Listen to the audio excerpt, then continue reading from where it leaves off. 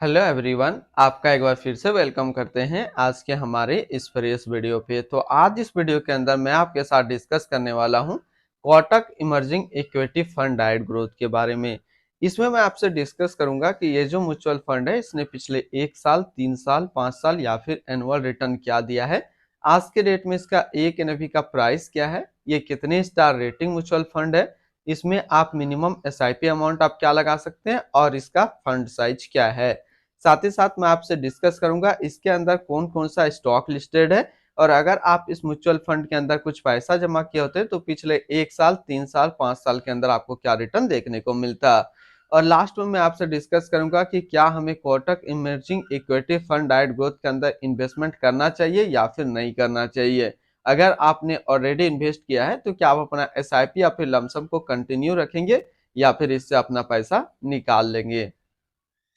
तो सबसे पहले हम लोग बात कर लेते हैं, ये जो Kotak emerging equity fund diet growth है, ये एक इक्विटी म्यूचुअल फंड है जो कि मिड कैप के अंदर आता है और ये काफी हाई रिस्क म्यूचुअल फंड है। तो यहाँ पे नाम में मेंशन नहीं किया गया है इमर्जिंग इक्विटी फंड के नाम से है, लेकिन ये एक्चुअली ये एक मिड कैप म्यूचुअल फंड है। इसने जो पिछले 1 साल में जो रिटर्न दिया है वो दिया है 52.16% का रिटर्न है 1 साल के अंदर। 3 साल के रिटर्न की अगर बात करते हैं तो 3 साल में 26.15% का रिटर्न है। 5 साल के रिटर्न के ऊपर बात करते हैं तो 5 साल में 27.51% का रिटर्न है। और अगर एनुअल रिटर्न की हम लोग बात करें तो एनुअल रिटर्न है 22.36% का।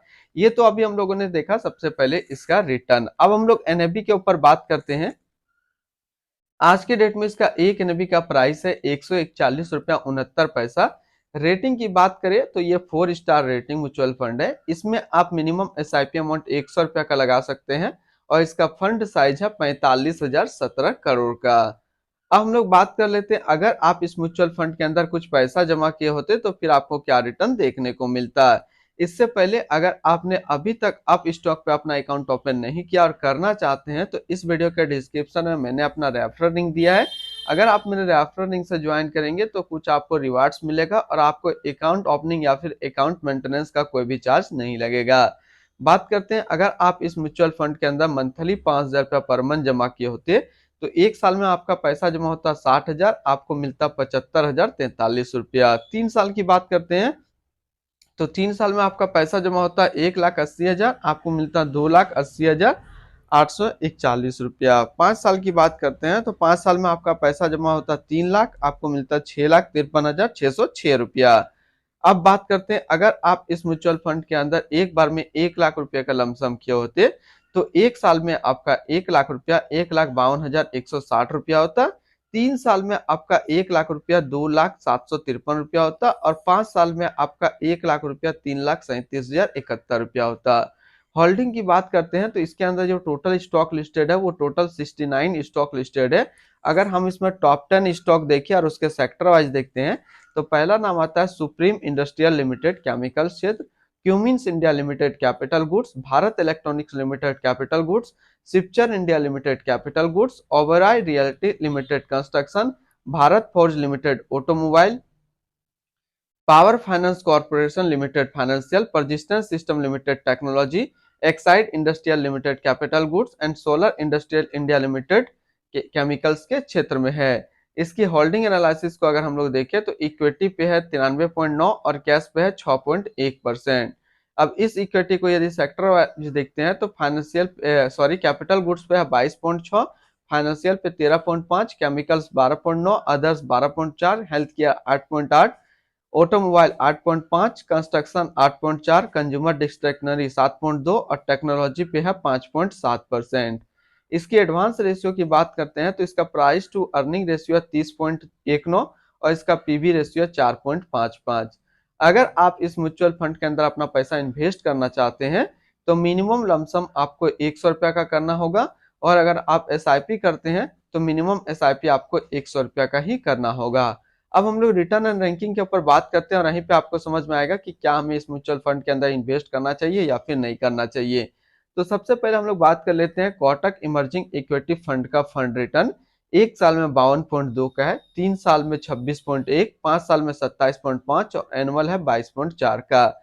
वहीं पे इस कैटेगरी का जो एवरेज रिटर्न रहता है यानी कि equity mid cap mutual fund का एवरेज रिटर्न 1 साल में 55.8, 3 साल में 24.6, 5 साल में 25% का रहता है।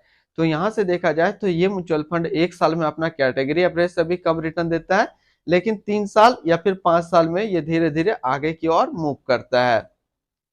और रिटर्न रैंक की भी कैटेगरी पे देखेंगे तो वो equity mid cap mutual fund के अंदर 1 साल में 31वें नंबर पे रैंक करता है, 3 साल में 14 नंबर पे रैंक करता है और 5 साल में 7 नंबर पे रैंक करता है।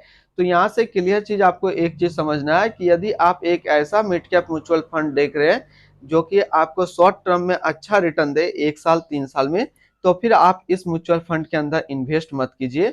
अगर आप एक ऐसा म्यूचुअल फंड ढूंढ रहे हैं जो कि आपको मिड कैप के अंदर लॉन्ग टर्म देख रहे हैं, 5 साल 10 साल 15 साल देख रहे हैं, तो फिर ये आपके लिए अच्छा विकल्प बन सकता है। अगर आपने ऑलरेडी इन्वेस्ट कर चुके हैं तो फिर आप अपना एसआईपी या फिर लमसम को कंटिन्यू रखेंगे। अगर फ्रेश बाय करना चाहते हैं short term mid cap mutual fund तो फिर ये आपके लिए अच्छा विकल्प नहीं है। तो बात करें कौन सा मिड कैप म्यूचुअल फंड के अंदर इन्वेस्ट कर सकते हैं, तो यहाँ पे 2 मिड कैप म्यूचुअल फंड मैं आपके साथ डिस्कस करूंगा, आप उसके अंदर इन्वेस्टमेंट कर सकते हैं। पहला तो है quant mid cap fund diet growth and दूसरा है Nippon India growth fund diet growth. तो ये 2 मिड कैप म्यूचुअल फंड के अंदर आप अपना इन्वेस्टमेंट कर सकते हैं। अगर हम लोग इनका एक्सपेंस रेशियो को चेक करते हैं तो इनका एक्सपेंस रेशियो है 0.38% का। एग्जिट लोड की बात कर लेते हैं, अगर आप इन्वेस्ट किया हुआ पैसा 365 दिनों के अंदर अपना इन्वेस्टमेंट का 10% से ज्यादा निकालेंगे तो फिर आपको 1% का एग्जिट लोड देना होगा। और स्टैम्प ड्यूटी की बात करते हैं तो स्टैम्प ड्यूटी है 0.005%। टैक्स इम्प्लेनेशन की बात करते हैं तो सेम टैक्स इम्प्लेनेशन इसके अंदर है, किसी प्रकार का चेंज नहीं किया गया टैक्स स्लैब के अंदर। अब हम लोग देखते हैं इसकी fund house and investment objects को। तो Kotak Mahindra mutual fund total assets में इंडिया पे नंबर 5 पे रैंक करता है।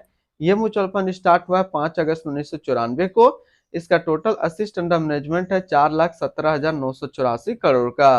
अब हम लोग अभी तक जो देखा उसका शॉर्ट देखते हैं। तो Kotak emerging equity fund diet growth ये एक इक्विटी म्यूचुअल फंड है जो कि लॉन्च किया गया है कोटक म्यूचुअल फंड की तरफ से। ये म्यूचुअल फंड स्टार्ट हुआ है 5 अगस्त 1994 को। पंकज टिबरवाल अभी इसका करंट फंड मैनेजर है। इस फंड का करंटली असिस्ट अंडर मैनेजमेंट है 4,17,984 करोड़ का और लेटेस्ट भी 141 रुपया 69 पैसा। बात करते हैं Kotak emerging equity fund diet growth, ये एक काफी हाई रिस्क म्यूचुअल फंड है। इसमें मिनिमम एसआईपी अमाउंट 100 रुपया का सेट किया गया है और मिनिमम लमसम भी 100 रुपया का सेट किया गया है। अगर आप इन्वेस्ट किया हुआ पैसा 365 दिनों के अंदर अपना इन्वेस्टमेंट का 10% से ज्यादा निकालेंगे तो फिर आपको 1% का एग्जिट लोड देना होगा। तो आज इस वीडियो के अंदर मैंने आपके साथ डिस्कस किया Kotak emerging equity fund diet growth के बारे में। फिर मिलते हैं हम लोग नेक्स्ट को इस तरीके का वीडियो की अच्छी जानकारी को लेकर के। अगर इस वीडियो में किसी भी प्रकार का आपको प्रॉब्लम होता है समझने में तो डायरेक्ट कमेंट कीजिए, मैं सभी कमेंट का आंसर देता हूं, तो मैं इसका भी जरूर आंसर दूंगा जो भी आपका दिक्कत होगा।